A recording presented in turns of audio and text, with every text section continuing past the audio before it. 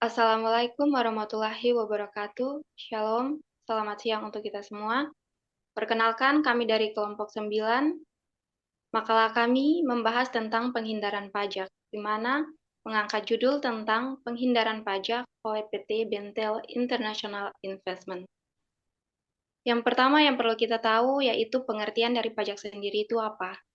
Pajak adalah kontribusi wajib pajak kepada negara yang terutang oleh orang pribadi atau badan yang bersifat memaksa berdasarkan undang-undang dengan tindakan mendapatkan imbalan secara langsung dan digunakan untuk keperluan negara bagi sebesar-besarnya untuk kemakmuran rakyat. Yang berikut akan dijelaskan oleh teman saya dan waktu dan kesempatan saya persilahkan. Oke, terima kasih atas waktunya. Aktivitas penghindaran pajak yang pertama yaitu transfer pricing. Transfer pricing adalah kebijakan atau mekanisme penentuan harga dalam transaksi barang, jasa, atau aset tak terwujud yang dilakukan antar perusahaan dalam satu grup atau perusahaan afiliasi. Dengan melakukan transfer pricing ini akan mengurangi pemasukan pajak kepada negara. Yang jelas akan berdampak negatif kepada negara. Yang kedua yakni peminjaman intraperusahaan. Peminjaman intraperusahaan adalah pinjaman atau afilitas kredit yang diberikan oleh satu entitas dalam grup perusahaan kepada entitas lain dalam grup yang sama.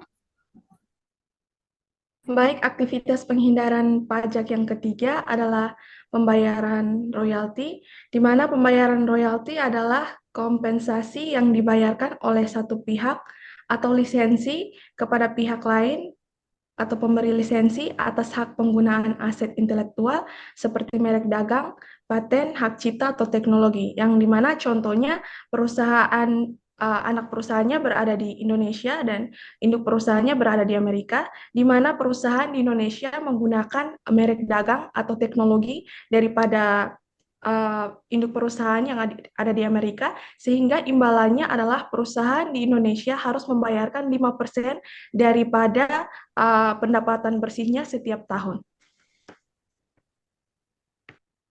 Oke, dari tiga kegiatan tersebut sangat berdampak sekali kepada negara kita. Yang pertama, hilangnya potensi pendapatan perpajakan. Indonesia kehilangan sekitar 14 juta US dollar per tahun atau sekitar 200 miliar, yang mana mengakibatkan kesenjangan fiskal, yakni pendapatan negara yang berkurang mempengaruhi anggaran pemerintahan sehingga negara mungkin harus mencari sumber pendanaan lain. Dan yang ketiga, kontribusi yang tidak proporsional. Kenapa kontribusi yang tidak proporsional? Karena perusahaan-perusahaan multinasional seringkali meraup keuntungan yang besar di negara berkembang, contohnya negara kita.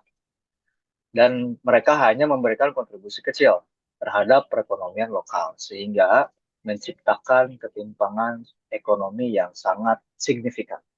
Kasus ini menyoroti pentingnya reformasi sistem perpajakan, pengawasan yang lebih ketat, dan kerjasama internasional untuk memastikan bahwa perusahaan multinasional berkontribusi secara adil kepada negara tempat mereka beroperasi.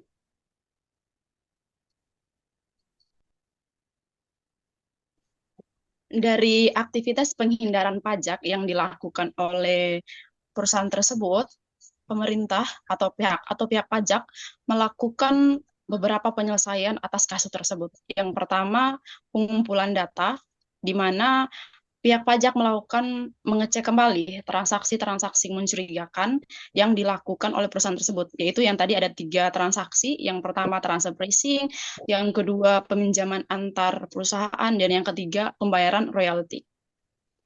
Setelah melakukan pengecekan kembali terhadap 3 aktivitas tersebut, pihak pajak melakukan analisis dokumen. Analisis dokumen ini berupa laporan keuangan. Jadi pihak pajak itu melakukan analisis dokumen terkait laporan keuangan yang dilakukan oleh perusahaan tersebut, apakah sudah sesuai dengan peraturan dari pajak atau belum. Setelah itu, pihak pajak melakukan audit pajak. Audit pajak ini, mereka melakukan pengecekan kembali atau audit mendalam mengenai 3 proses penghindaran tersebut. Setelah pihak pajak melakukan audit mendalam, maka pihak perusahaan itu diberi kesempatan untuk membela diri dalam arti ya, membela diri seperti kayak mungkin mereka dapat mengumpulkan data-data berupa laporan keuangan mereka supaya mereka bisa membela diri di depan pihak pajak tersebut. Yang ketiga, pengenaan koreksi pajak.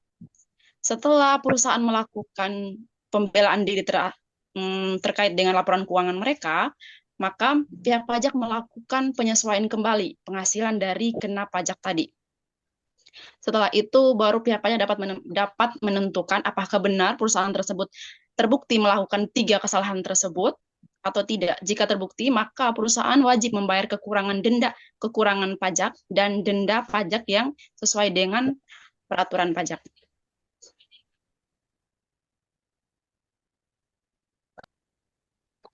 Oke, baik. Yang keempat adalah penyelesaian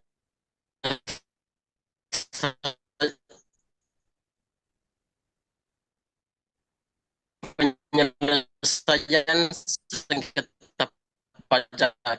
Pihak bisa mengajukan keberatan kepada DJP ataupun banding ke pengadilan pajak. Yang kelima adalah upaya pencegahan.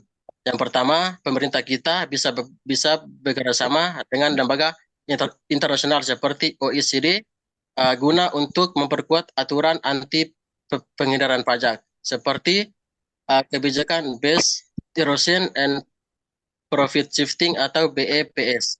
Yang kedua adalah Indonesia bisa menerapkan aturan transfer pricing yang lebih ketat lagi, termasuk kewajiban untuk mendokumentasikan transfer pricing dan pengawasan pajak atas transaksi lintas negara.